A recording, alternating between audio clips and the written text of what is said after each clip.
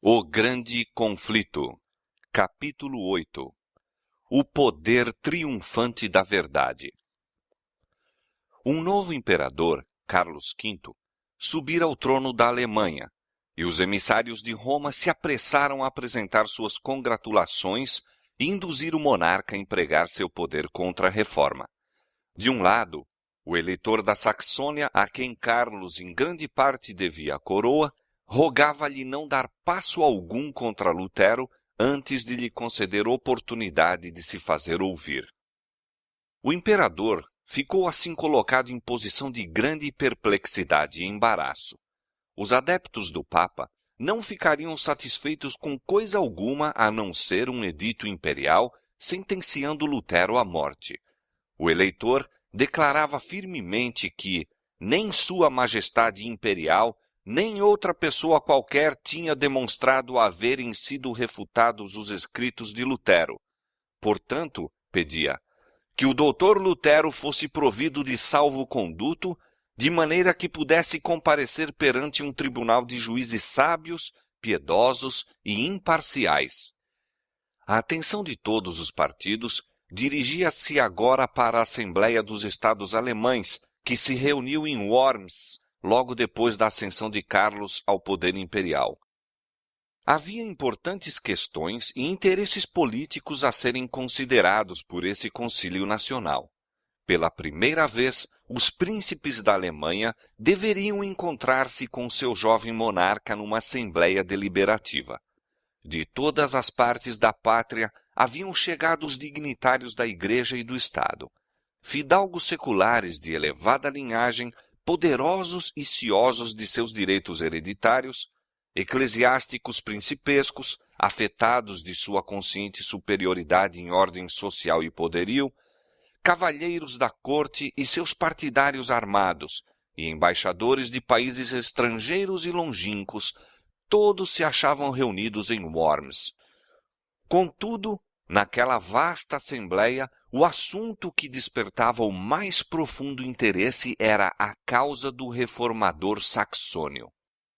Carlos, previamente, encarregara o eleitor de levar consigo Lutero à dieta, assegurando-lhe proteção e prometendo franco estudo das questões em contenda, com pessoas competentes.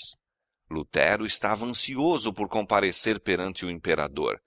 Sua saúde achava-se naquela ocasião muito alquebrada.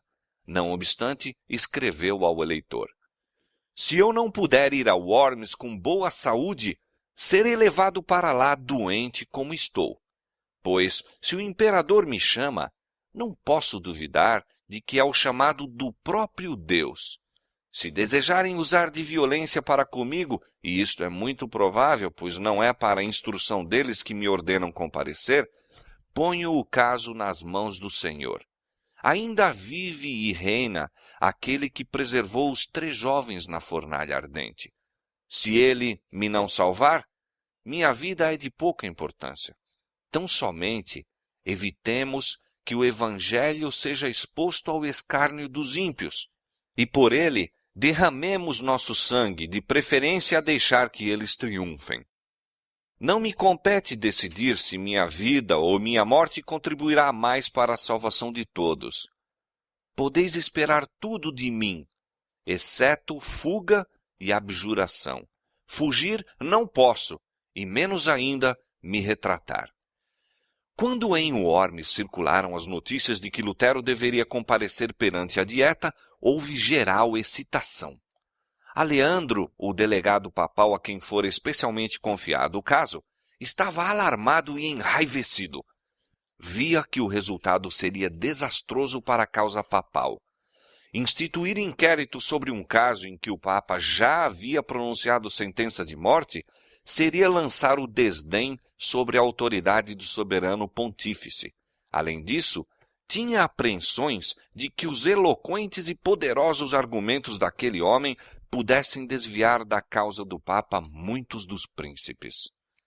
Com muita insistência, pois, advertiu Carlos contra o aparecimento de Lutero em Worms. Por este tempo, foi publicada a bula que declarava a excomunhão de Lutero. Este fato, em acréscimo às representações do legado, induziu o imperador a ceder. Escreveu ao eleitor que, se Lutero não se retratasse, deveria permanecer em Wittenberg. Não contente com esta vitória, Aleandro trabalhou com toda a força e astúcia que possuía para conseguir a condenação de Lutero. Com uma persistência digna de melhor causa, insistiu em que o caso chegasse à atenção dos príncipes, prelados e outros membros da Assembleia, acusando o reformador de sedição, rebelião e blasfêmia. Mas a veemência e paixão manifestadas pelo legado revelaram demasiadamente claro o espírito que o impulsionava. Ele é movido pelo ódio e vingança, foi a observação geral, muito mais do que pelo zelo e piedade. A maior parte da dieta estava mais do que nunca inclinada a considerar favoravelmente a causa de Lutero. Com um redobrado zelo insistia Aleandro com o imperador sobre o dever de executar os editos papais, mas pelas leis da Alemanha não se podia fazer isto sem o apoio dos príncipes. E vencido finalmente pela importunação do legado, Carlos ordenou-lhes apresentar seu caso à dieta. Foi um dia pomposo para o núncio. A assembleia era grandiosa, a causa ainda maior. Aleandro deveria pleitear em favor de Roma, mãe e senhora de todas as igrejas. Com todo o prestígio do saber e da eloquência, Aleandro se pôs a derribar a verdade. Acusação sobre acusação lançou ele contra Lutero, como inimigo da Igreja e do Estado, dos vivos e dos mortos, do clero e dos leigos, dos concílios e dos cristãos em geral. Nos erros de Lutero, há o suficiente, declarou ele, para assegurar a queima de 100.000 hereges. Em conclusão, esforçou-se por atirar o desprezo aos adeptos da fé romana. O que são esses luteranos? Uma quadrilha de insolentes pedantes, padres corruptos, devassos monges, advogados ignorantes e nobres degradados, juntamente com o povo comum, a que transviaram e perverteram. Quanto lhes é superior o Partido Católico em número, competência e poder. Um decreto unânime desta ilustre Assembleia esclarecerá os simples, advertirá os imprudentes, firmará os versáteis e dará força aos fracos. Com tais armas têm sido, em todos os tempos, atacados os defensores da verdade. Os mesmos argumentos ainda se apresentam contra todos os que ousam mostrar, em oposição a erros estabelecidos, os simples e diretos ensinos da palavra de Deus. Quem são estes pregadores de novas doutrinas? Exclamam os que desejam uma religião popular. São indoutos, pouco numerosos e das classes pobres. Contudo, pretendem ter a verdade e ser o povo escolhido de Deus. São ignorantes e estão enganados. Quão superior em número e influência é a nossa igreja?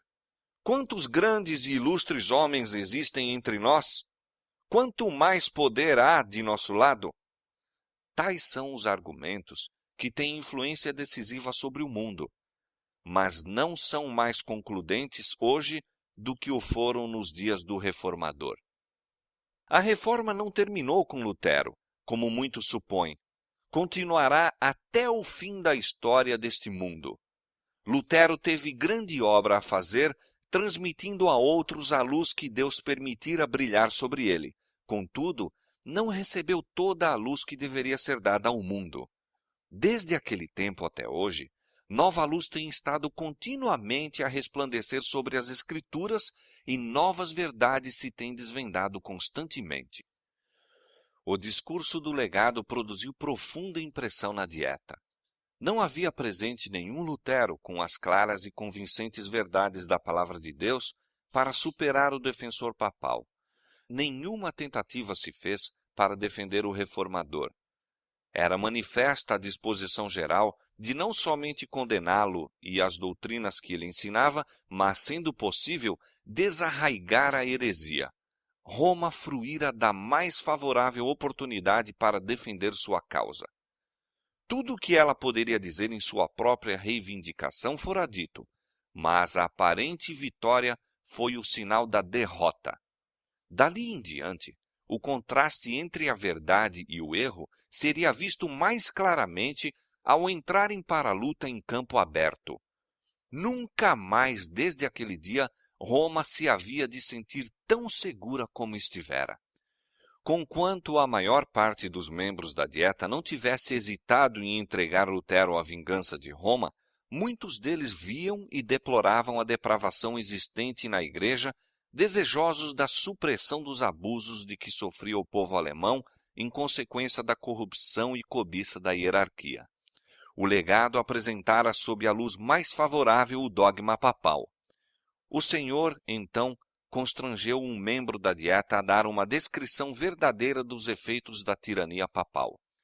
Com nobre firmeza, o duque Jorge da Saxônia se levantou naquela assembleia principesca e especificou com terrível precisão os enganos e abominações do papado e seus horrendos resultados. Disse ao concluir: tais são alguns dos abusos que clamam contra Roma. Toda vergonha foi posta à parte e seu único objetivo é dinheiro, dinheiro, dinheiro. De maneira que os pregadores que deveriam ensinar a verdade nada proferem senão falsidade e são não somente tolerados, mas recompensados, porque quanto maiores forem suas mentiras, tanto maior seu ganho. É dessa fonte impura que fluem tais águas contaminadas. A devassidão estende a mão à avareza. Ai, é o escândalo causado pelo clero que arremessa tantas pobres almas à condenação eterna. Deve-se efetuar uma reforma geral. Uma denúncia mais hábil e convincente contra os abusos papais não poderia ter sido apresentada pelo próprio Lutero, e o fato de ser o orador inimigo decidido do reformador deu maior influência às suas palavras. Se abrissem os olhos dos que constituíam a Assembleia, teriam visto anjos de Deus no meio deles, derramando raios de luz através das trevas do erro e abrindo mentes e corações à recepção da verdade. Era o poder do Deus da verdade e sabedoria que dirigia até os adversários da reforma, preparando assim o caminho para a grande obra prestes a realizar-se. Martinho Lutero não estava presente, mas a voz de alguém maior do que Lutero fora ouvida naquela assembleia. Uma comissão foi logo designada pela Dieta para apresentar um relatório das opressões papais que tão esmagadoramente pesavam sobre o povo alemão. Esta lista, contendo 101 especificações, foi apresentada ao imperador com o pedido de que ele tomasse imediatas medidas para a correção de tais abusos.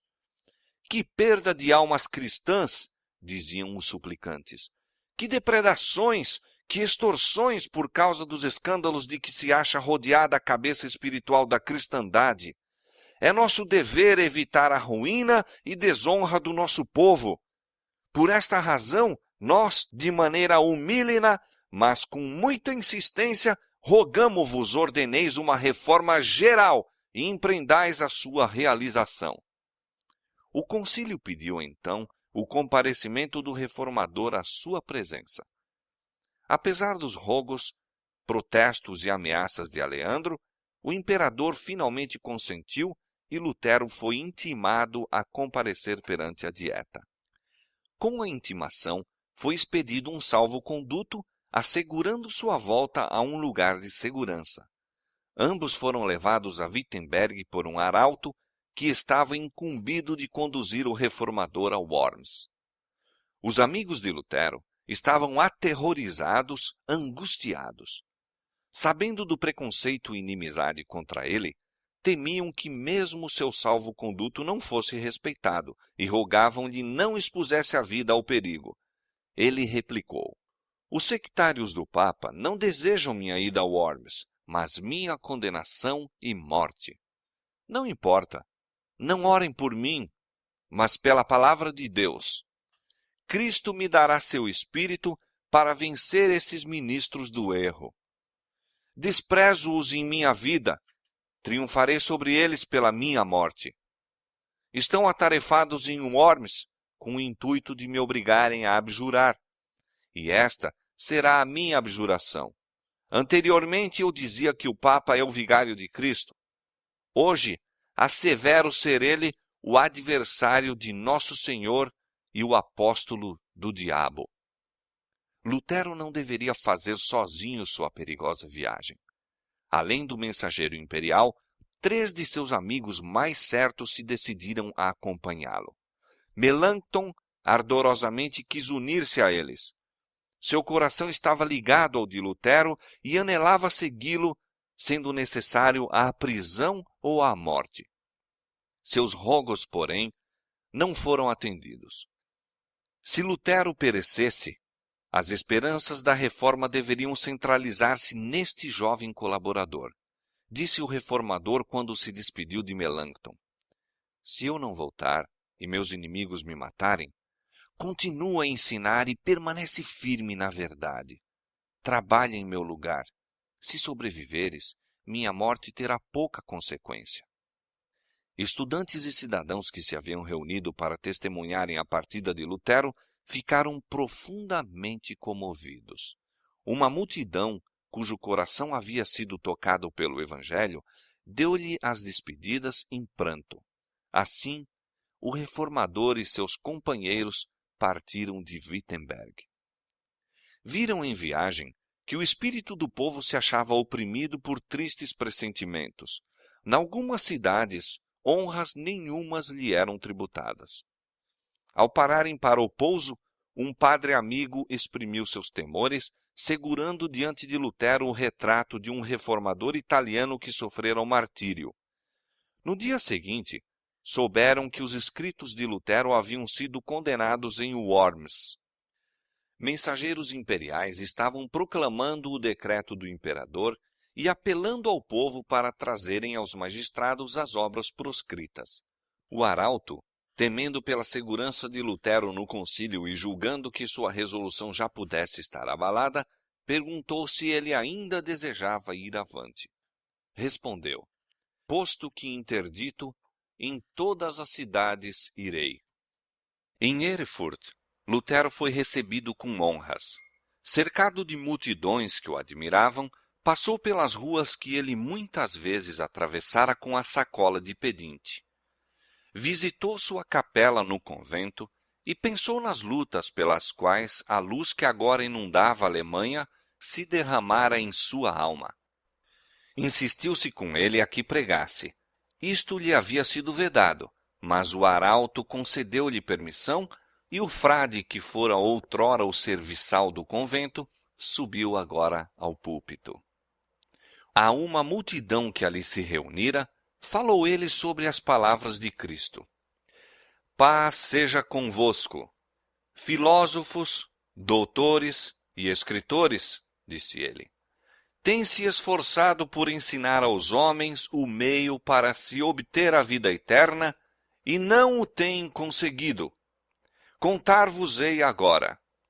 Deus ressuscitou dos mortos um homem, o Senhor Jesus Cristo, para que pudesse destruir a morte, extirpar o pecado e fechar as portas do inferno.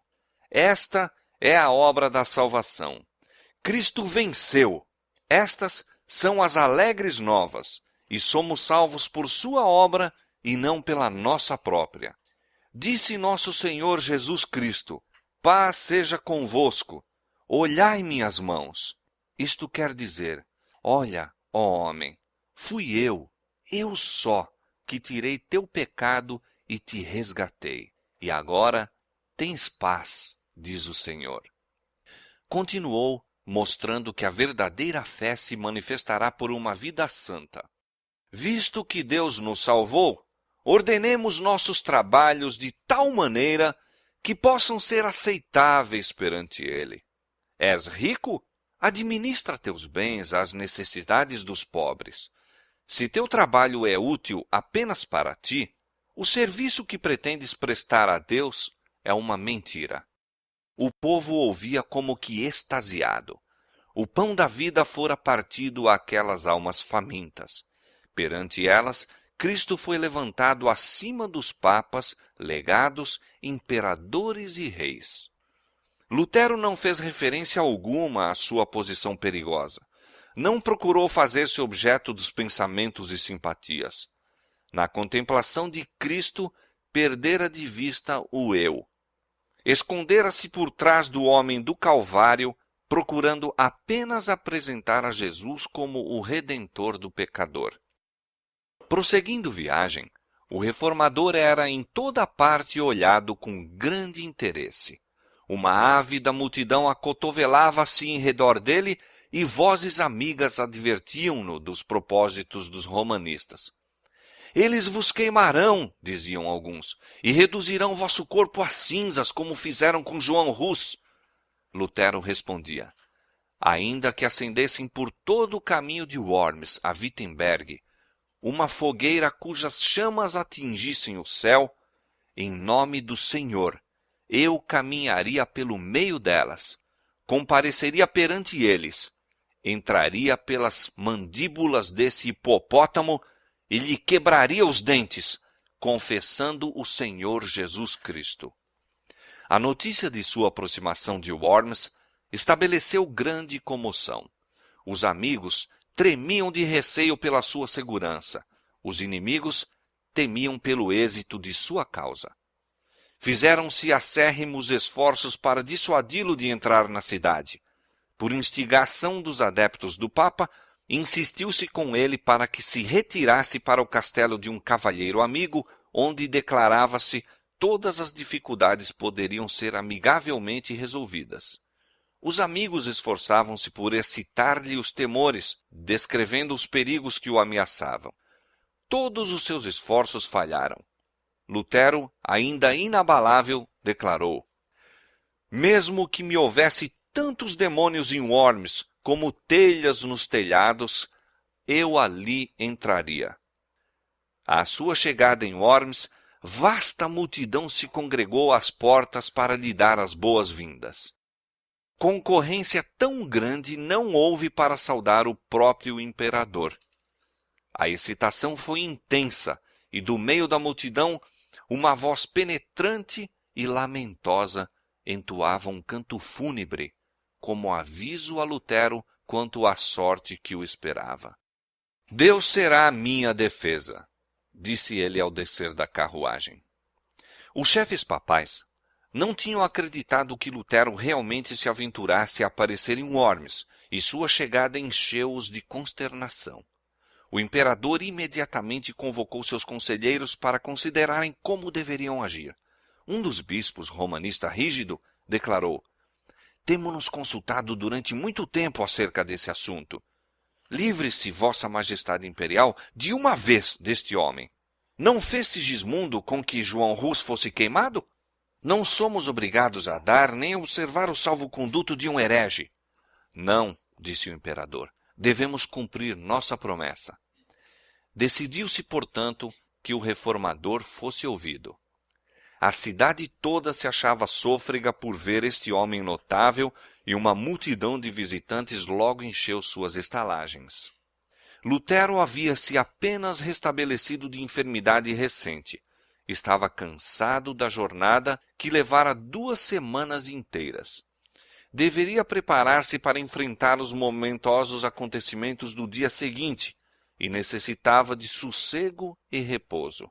Tão grande, porém, era o desejo de o ver, que havia ele gozado apenas o descanso de algumas horas, quando ao seu redor se reuniram avidamente nobres, cavalheiros, sacerdotes e cidadãos. Entre estes, se encontravam muitos dos nobres que tão ousadamente haviam pedido ao imperador uma reforma contra os abusos eclesiásticos e que, diz Lutero, se tinham todos libertado por meu evangelho. Inimigos, bem como amigos, foram ver o intrépido monge. Ele, porém, os recebeu com calma inabalável, respondendo a todos com dignidade e sabedoria. Seu porte era firme e corajoso, o rosto pálido e magro, assinalado com traços de trabalhos e enfermidade, apresentava uma expressão amável e mesmo alegre. A solenidade e ardor profundo de suas palavras conferiam-lhe um poder a que mesmo seus inimigos não podiam resistir completamente. Tanto amigos como adversário estavam cheios de admiração. Alguns estavam convictos de que uma influência divina o acompanhava. Outros declaravam, como fizeram os fariseus em relação a Cristo: ele tem demônio. No dia seguinte, Lutero foi chamado para estar presente à dieta.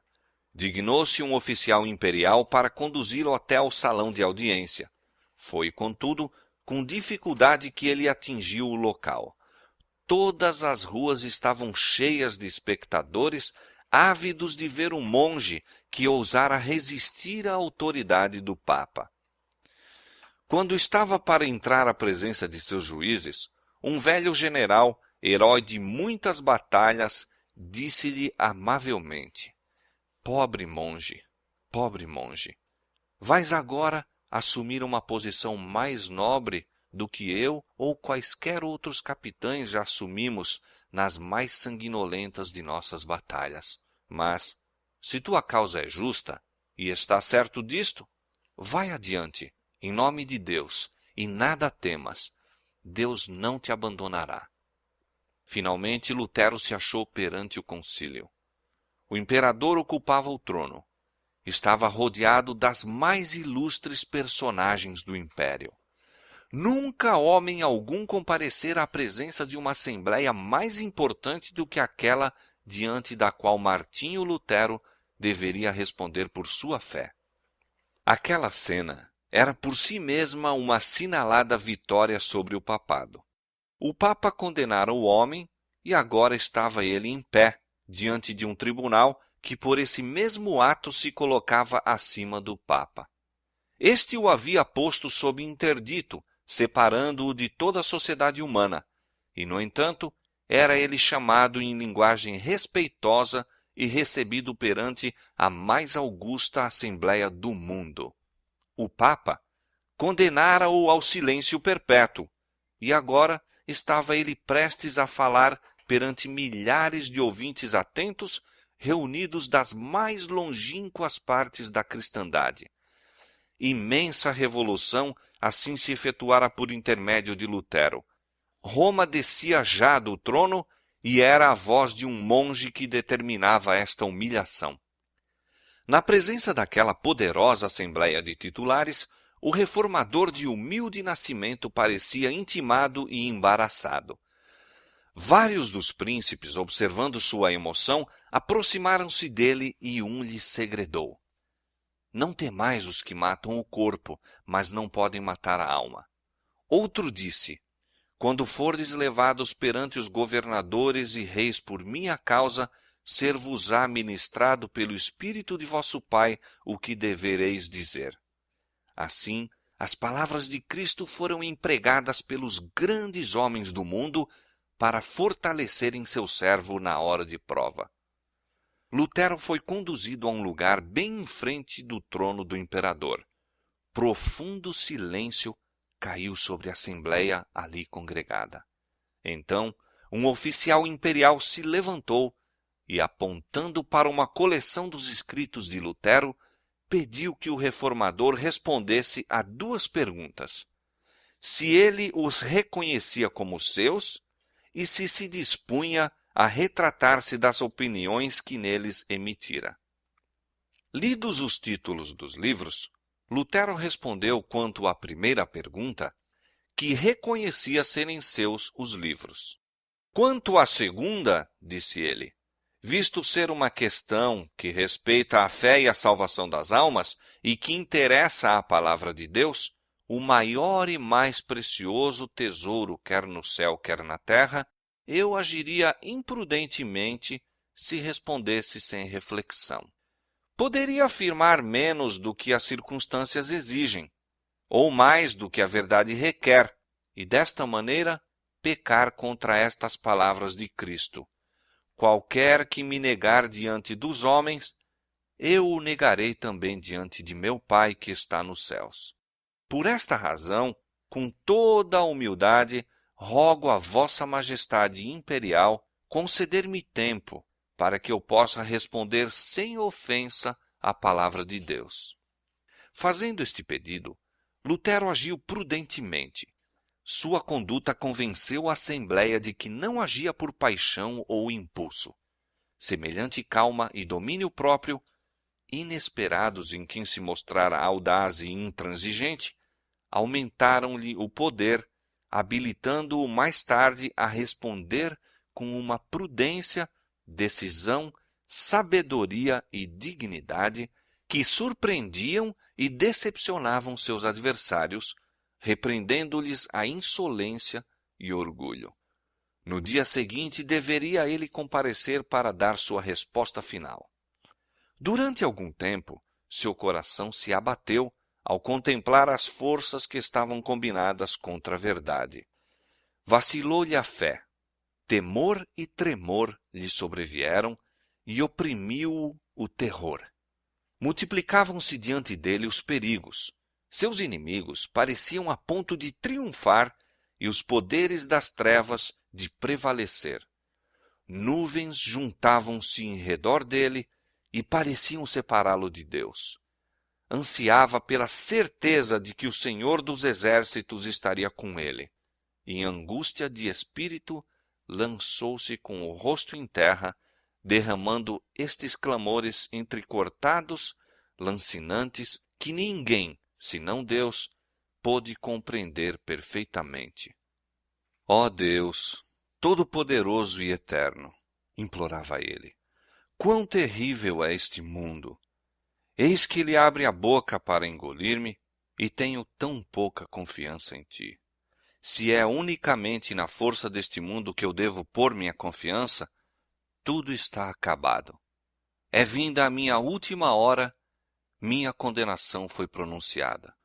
Ó Deus, ajuda-me contra toda a sabedoria do mundo. Faze isto, tu somente, pois esta não é minha obra, mas tua. Nada tenho a fazer por minha pessoa e devo tratar com estes grandes do mundo, mas a causa é tua. E é uma causa justa e eterna. Ó Senhor, auxilia-me. Deus fiel e imutável, em homem algum ponho minha confiança. Tudo o que é do homem é incerto. Tudo o que do homem vem, falha. Escolheste-me para esta obra. Sê ao meu lado por amor de teu bem-amado Jesus Cristo, que é a minha defesa, meu escudo e torre forte. Uma providência onisciente havia permitido a Lutero compreender o perigo para que não confiasse em sua própria força, arrojando-se presunçosamente ao perigo. Não era, contudo, o temor do sofrimento pessoal, o terror da tortura ou da morte que parecia iminente, o que o oprimia com seus horrores. Ele chegara à crise e sentia sua insuficiência para enfrentá-la. Pela sua fraqueza, a causa da verdade poderia sofrer dano. Não para sua própria segurança, mas para a vitória do Evangelho lutava ele com Deus. Como a de Israel, naquela luta noturna, ao lado do solitário riacho, foi a angústia e conflito de sua alma. Como Israel prevaleceu com Deus. Em seu completo desamparo, sua fé se firmou em Cristo, o poderoso libertador. Ele se fortaleceu com a certeza de que não compareceria sozinho perante o concílio.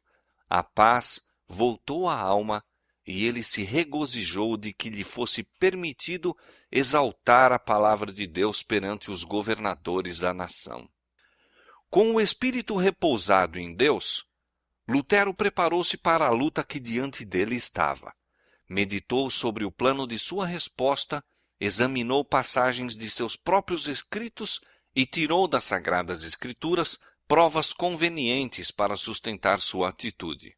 Então, pondo a mão esquerda sobre o volume sagrado que estava aberto diante dele, levantou a destra para o céu e fez um voto de permanecer fiel ao Evangelho e confessar francamente sua fé, mesmo que tivesse de selar com o sangue seu testemunho. Ao ser de novo introduzido à presença da dieta, seu rosto não apresentava traços de receio ou embaraço. Calmo e cheio de paz, ainda que extraordinariamente valoroso e nobre, manteve-se como testemunha de Deus entre os grandes da terra. O oficial imperial pediu então sua decisão sobre se desejava retratar-se de suas doutrinas. Lutero respondeu em tom submisso e humilde, sem violência nem paixão. Suas maneiras eram tímidas e respeitosas. Manifestou, contudo, confiança e alegria que surpreenderam a Assembleia. Sereníssimo imperador, ilustres príncipes, graciosos fidalgos, disse Lutero, compareço neste dia perante vós, em conformidade com a ordem a mim dada ontem, e pela mercê de Deus, conjuro vossa majestade e vossa augusta alteza a escutar, com graça, a defesa de uma causa que, estou certo, é justa e verdadeira. Se por ignorância eu transgredir os usos e etiquetas das cortes, rogo-vos perdoar-me, pois não fui criado nos palácios dos reis, mas na reclusão de um convento. Então, referindo-se à pergunta, declarou que suas obras publicadas não eram todas do mesmo caráter. Em algumas havia tratado da fé e das boas obras, e mesmo seus inimigos as declaravam não somente inofensivas, mas proveitosas. Abjurá-las seria condenar verdades que todos os partidos professavam. A segunda classe consistia em escritos que expunham as corrupções e abusos do papado. Revogar estas obras fortaleceria a tirania de Roma, abrindo uma porta mais larga a muitas e grandes impiedades. Na terceira classe de seus livros, atacara indivíduos que haviam defendido erros existentes. Em relação a eles, confessou francamente que tinha sido mais violento do que convinha. Não pretendia estar isento de falta, mas mesmo estes livros não poderia revogar, pois que tal procedimento tornaria audaciosos os inimigos da verdade e então aproveitariam a ocasião para esmagar o povo de Deus com crueldade ainda maior. Não sou, todavia, senão um mero homem, e não Deus, continuou ele. Portanto, defender-me-ei como fez Cristo. Se falei mal, dá testemunho do mal. Pela misericórdia de Deus, conjuro-vos, sereníssimo imperador, e a vós, ilustríssimos príncipes, e a todos os homens de toda categoria, a provar pelos escritos dos profetas e apóstolos que errei. Logo que estiver convicto disso, retratarei todo o erro e serei o primeiro a lançar mão de meus livros e atirá-los ao fogo. O que acabo de dizer claramente mostra, eu o espero, que pesei e considerei cuidadosamente os perigos a que me exponho, mas, longe de me desanimar, regozijo-me por ver que o Evangelho é hoje, como nos tempos antigos, causa de perturbação e dissensão. Este é o caráter, este é o destino da palavra de Deus. Não vim trazer paz à terra, mas espada, disse Jesus Cristo. Deus é maravilhoso e terrível em seus conselhos. Acautelai-vos para que não aconteça que, supondo apagar dissensões, persigais a santa palavra de Deus e arrosteis sobre vós mesmos um pavoroso dilúvio de perigos insuperáveis, de desastres presentes e desolação eterna. Poderia citar muitos exemplos dos oráculos de Deus. Poderia falar dos faraós, dos reis da Babilônia e dos reis de Israel, cujos trabalhos não contribuíram nunca mais eficazmente para a sua própria destruição do que quando buscavam, mediante conselhos prudentíssimos na aparência, fortalecer seu domínio. Deus é o que transporta montanhas sem que o sintam. Lutero falara em alemão. Foi-lhe pedido, então, repetir as mesmas palavras em latim. Embora exausto pelo esforço anterior, anuiu e novamente fez seu discurso com a mesma clareza e energia que a princípio. A providência de Deus dirigiu isto.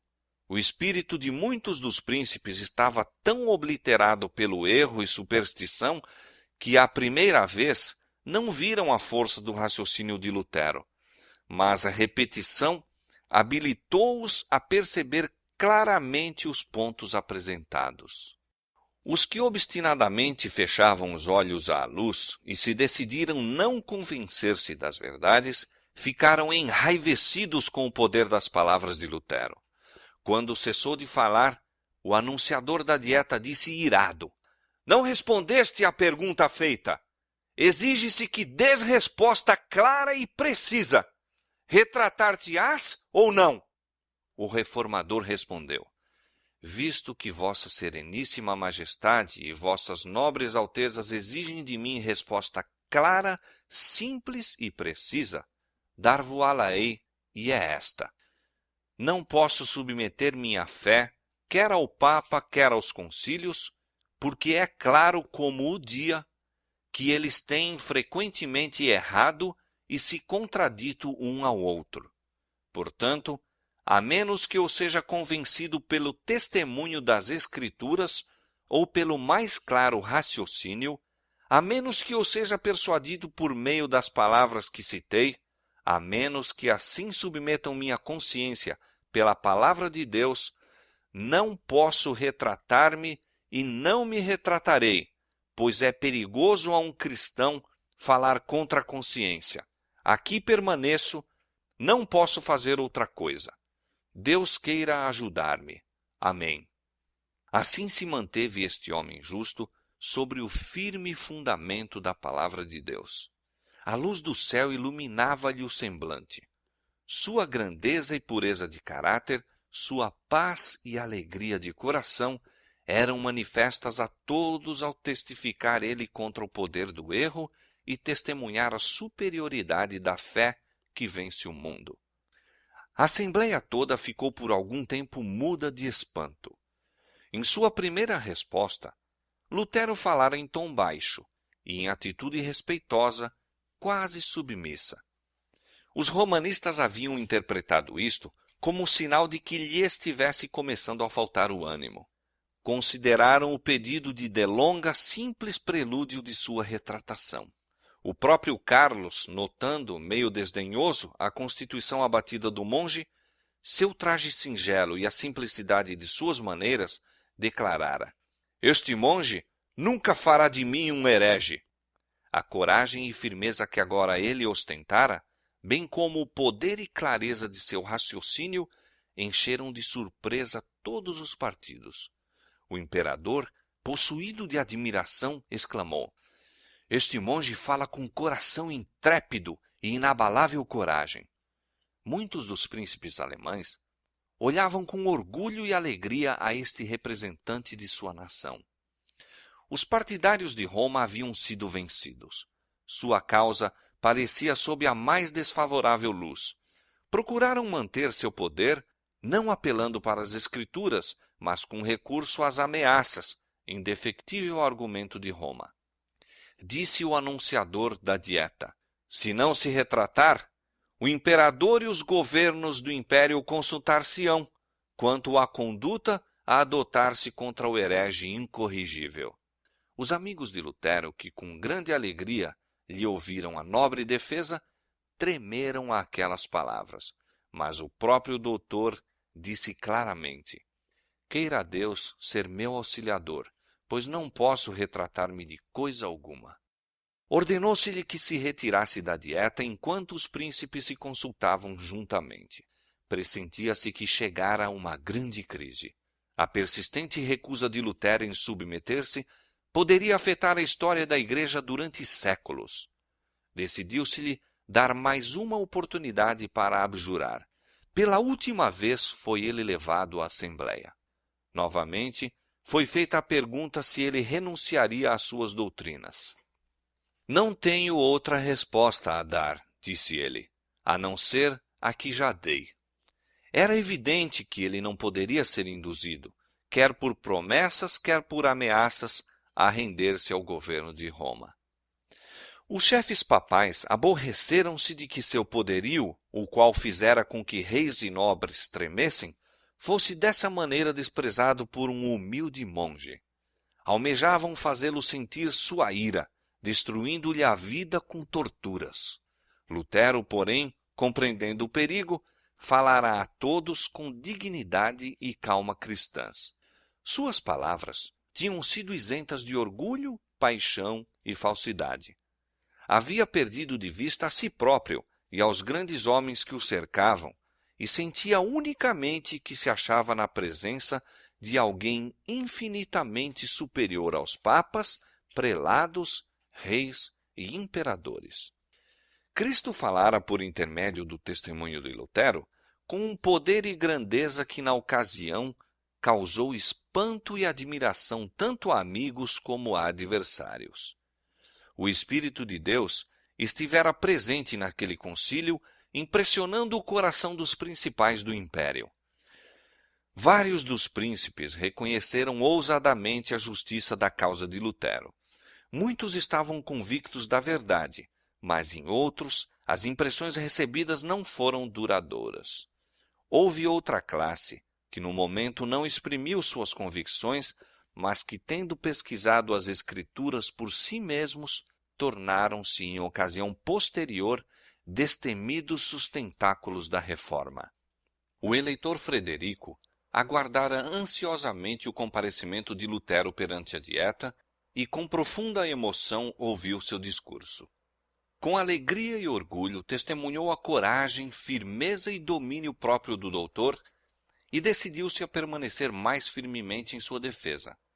Ele contrastava as facções em contenda e via que a sabedoria dos papas, reis e prelados fora pelo poder da verdade reduzida a nada. O papado sofrera uma derrota que seria sentida entre todas as nações em todos os tempos.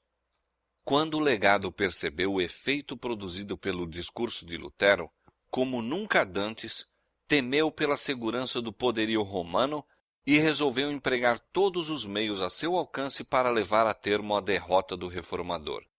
Com toda a eloquência e perícia diplomática, pelas quais tanto se distinguia, apresentou ao jovem imperador a loucura e perigo de sacrificar pela causa de um monge desprezível a amizade e apoio da poderosa sede Roma. Suas palavras não foram destituídas de efeito. No dia que se seguiu à resposta de Lutero, Carlos fez com que fosse apresentada uma mensagem à Dieta, anunciando sua resolução de prosseguir com a política de seus predecessores, mantendo e protegendo a religião católica. Visto que Lutero se recusara a renunciar a seus erros, seriam empregadas as mais rigorosas medidas contra ele e contra as heresias que ensinava. Um simples monge, transviado por sua loucura, levantou-se contra a fé da cristandade. Para deter tal impiedade, sacrificarei meus reinos, meus tesouros, meus amigos, meu corpo, meu sangue, minha alma e minha vida. Estou para despedir o agostiniano Lutero, proibindo-lhe causar a menor desordem entre o povo. Procederei então contra ele e seus adeptos como hereges contumazes, pela excomunhão, pelo interdito e por todos os meios calculados para destruí-los. Apelo para os membros do Estado a que se portem como fiéis cristãos. Não obstante, o imperador declarou que o salvo-conduto de Lutero deveria ser respeitado e que antes de se poder instituir qualquer processo contra ele, deveria ser-lhe permitido chegar à casa em segurança. Insistiam agora os membros da Dieta em suas opiniões contrárias. Os emissários e representantes do Papa de novo pediam que o salvo-conduto do reformador fosse desrespeitado. O Reno, diziam eles, deveria receber suas cinzas como recebeu as de João Rus há um século. Príncipes alemães, porém, conquanto fossem eles próprios romanistas e inimigos declarados de Lutero, protestavam contra tal brecha da pública fé como uma nódoa sobre a honra da nação. apontavam para as calamidades que se seguiam à morte de Rus e declaravam que não ousavam atrair sobre a Alemanha e sobre a cabeça de seu jovem imperador a repetição daqueles terríveis males. O próprio Carlos, respondendo à vil proposta, disse: embora fossem a honra e a fé banidas do mundo todo, deveriam encontrar um refúgio no coração dos príncipes. Houve ainda insistência por parte dos mais encarniçados inimigos papais de Lutero, a fim de tratar o reformador como Sigismundo fizera com Rus, abandonando-o à mercê da Igreja, mas lembrando-se da cena em que Rus, em assembleia pública, apontara as suas cadeias e lembrara ao monarca a sua fé empenhada, Carlos V declarou: eu não gostaria de corar como Sigismundo. Não obstante, Carlos havia deliberadamente rejeitado as verdades apresentadas por Lutero. Estou firmemente resolvido a imitar o exemplo de meus maiores, escreveu o monarca. Decidira não sair da senda do costume, mesmo para andar nos caminhos da verdade e justiça. Porque seus pais o fizeram, ele apoiaria o papado, com toda a sua crueldade e corrupção. Assim, assumiu sua posição, recusando-se a aceitar qualquer luz em acréscimo a que seus pais haviam recebido ou cumprir qualquer dever que eles não cumpriram. Muitos hoje se apegam de modo idêntico aos costumes e tradições de seus pais. Quando o Senhor lhes envia mais luz, recusam-se a aceitá-la porque, não havendo ela sido concedida a seus pais, não foi por estes acolhida. Não estamos colocados onde nossos pais se achavam. Consequentemente, nossos deveres e responsabilidades não são os mesmos. Não seremos aprovados por Deus olhando para o exemplo de nossos pais, a fim de determinar nosso dever, em vez de pesquisar por nós mesmos a palavra da verdade. Nossa responsabilidade é maior do que foi a de nossos antepassados. Somos responsáveis pela luz que receberam e que nos foi entregue como herança. Somos também responsáveis pela luz adicional que hoje, da palavra de Deus, está a brilhar sobre nós. Disse Cristo acerca dos judeus incrédulos: se eu não viera, nem lhes houvera falado, não teriam pecado, mas agora não têm culpa do seu pecado.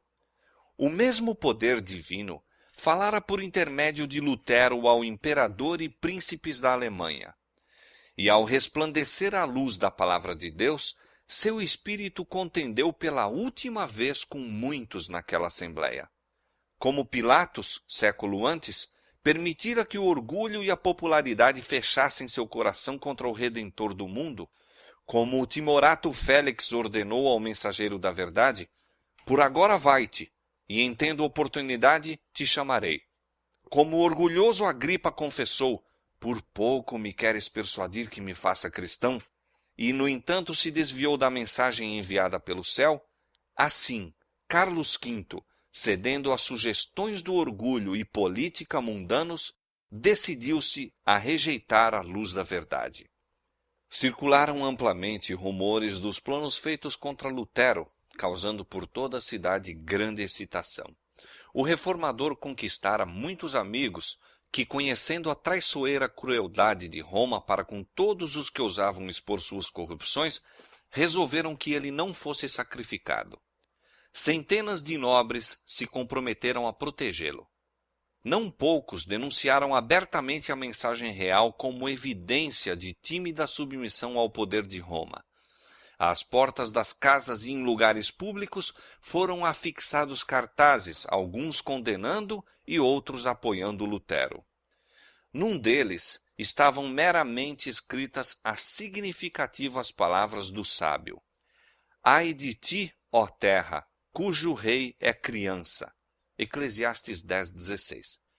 O entusiasmo popular em favor de Lutero por toda a Alemanha convenceu tanto o imperador como a dieta de que qualquer injustiça a ele manifesta faria perigar a paz do império e mesmo a estabilidade do trono. Frederico da Saxônia manteve uma estudada reserva, escondendo cuidadosamente seus verdadeiros sentimentos para com o reformador, ao passo que o guardava com incansável vigilância, observando todos os seus movimentos e todos os de seus inimigos. Mas muitos havia que não faziam tentativa para ocultar sua simpatia por Lutero. Ele era visitado por príncipes, condes, barões e outras pessoas de distinção, tanto leigas como eclesiásticas. A salinha do doutor, escreveu Spalatin, não podia conter todos os visitantes que se apresentavam. O povo contemplava-o como se fosse mais do que humano. Mesmo os que não tinham fé em suas doutrinas não podiam deixar de admirar aquela altiva integridade que o levou a afrontar a morte, de preferência a violar a consciência. Fizeram-se ardentes esforços a fim de obter o consentimento de Lutero para uma transigência com Roma. Nobres e príncipes lembraram-lhe que, se permitisse colocar seu próprio juízo contra o da Igreja e dos concílios, seria logo banido do império e não teria então defesa. A este apelo, Lutero respondeu: o Evangelho de Cristo não pode ser pregado sem dano. Por que, pois, deveria o temor ou a apreensão do perigo separar-me do Senhor e da divina palavra, que unicamente é a verdade? Não. Entregaria antes meu corpo, meu sangue e minha vida. De novo insistiu-se com ele para que se submetesse ao juízo do imperador, e então nada precisaria temer. Consinto, disse ele em resposta, de todo o meu coração, em que o imperador, os príncipes e mesmo o mais obscuro cristão examinem e julguem os meus livros, mas sob uma condição: que tomem a palavra de Deus como norma.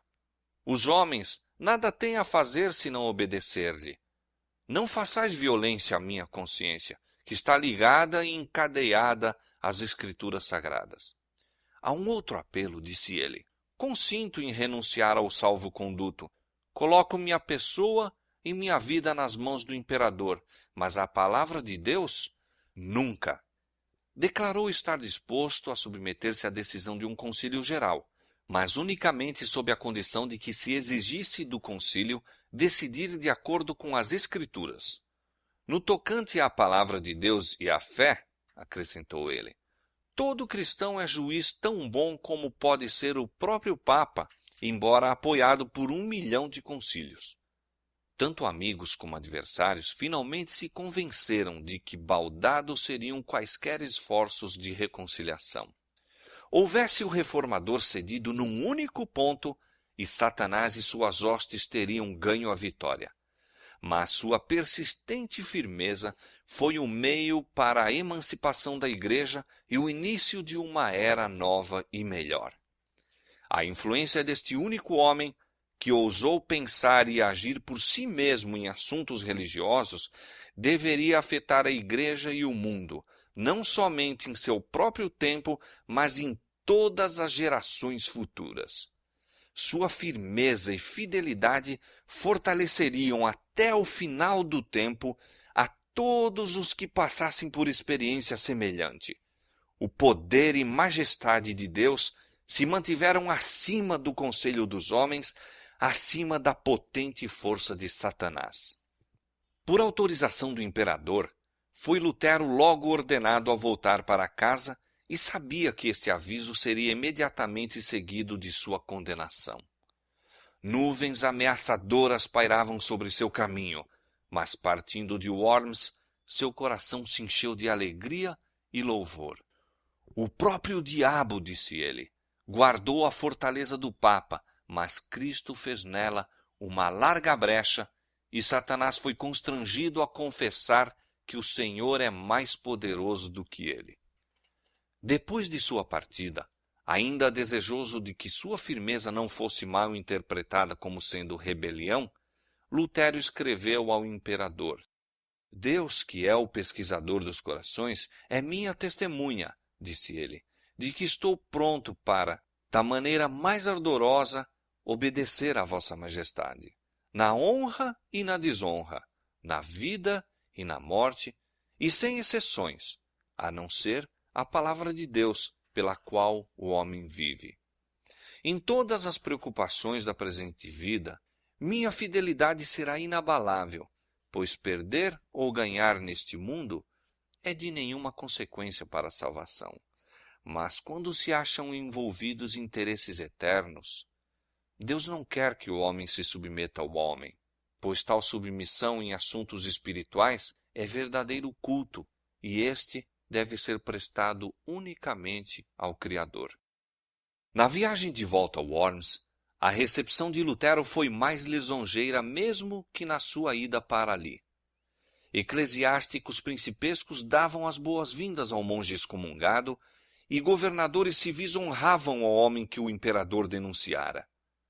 Insistiu-se com ele que pregasse, e não obstante a proibição imperial, de novo subiu ao púlpito.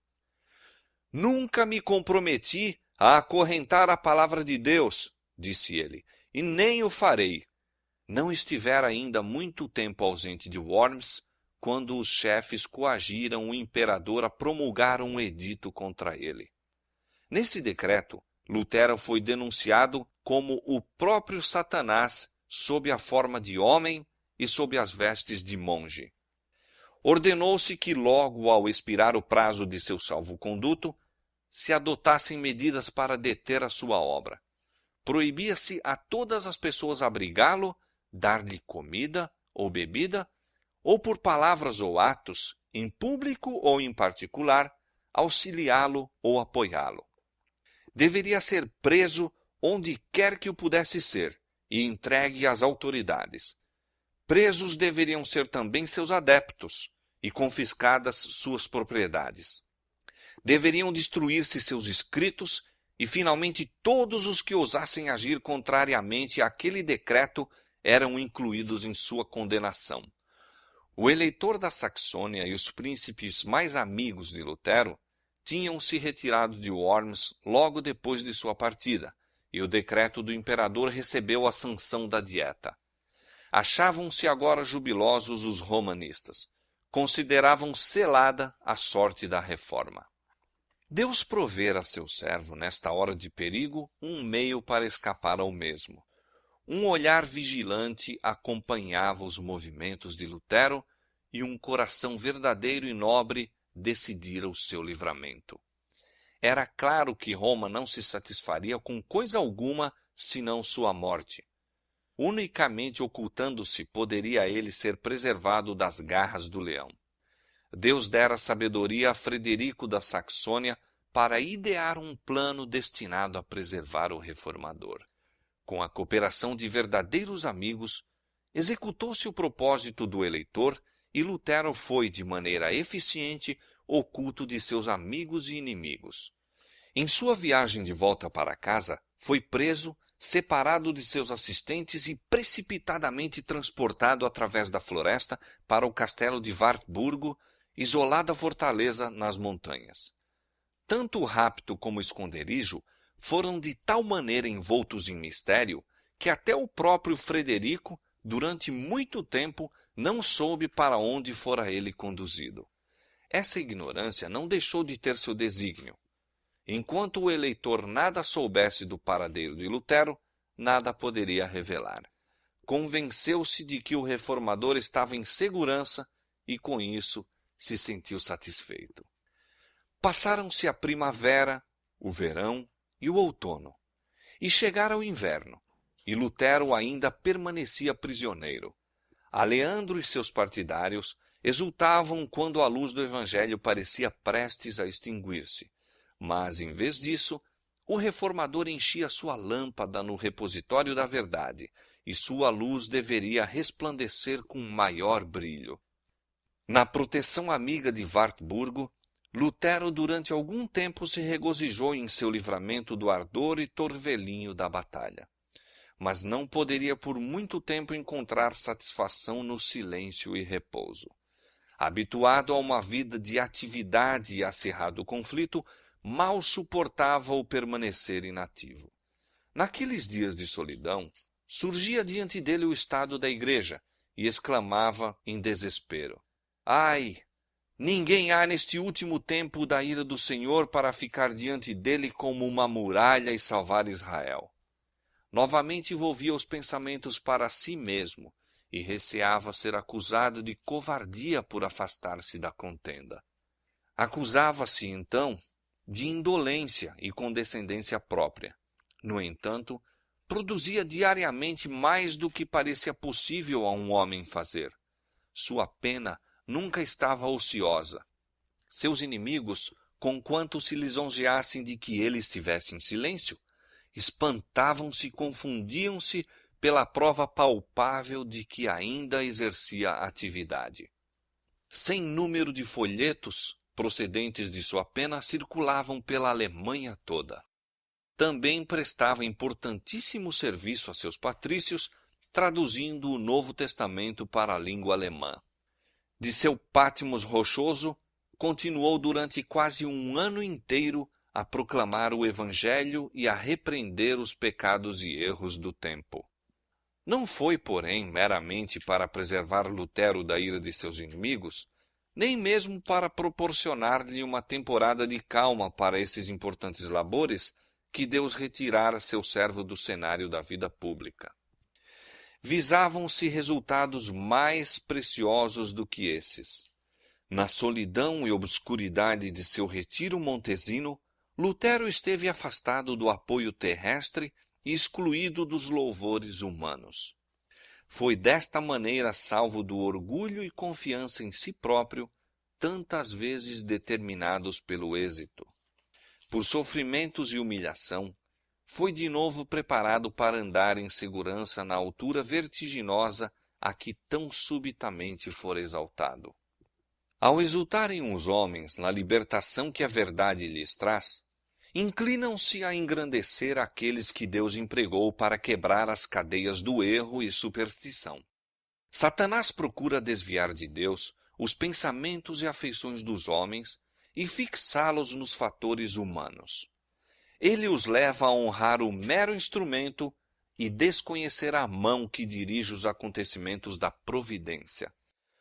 Muitas vezes, dirigentes religiosos que assim são louvados e reverenciados perdem de vista sua dependência de Deus e são levados a confiar em si próprios. Em consequência, procuram governar o espírito e a consciência do povo que se dispõe a esperar deles a guia, em vez de esperá-la da palavra de Deus.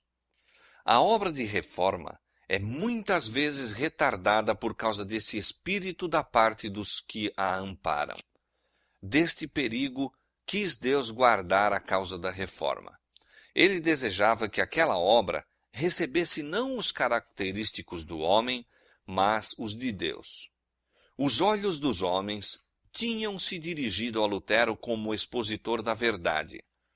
Ele foi removido para que todos os olhares pudessem dirigir-se ao sempiterno autor da verdade.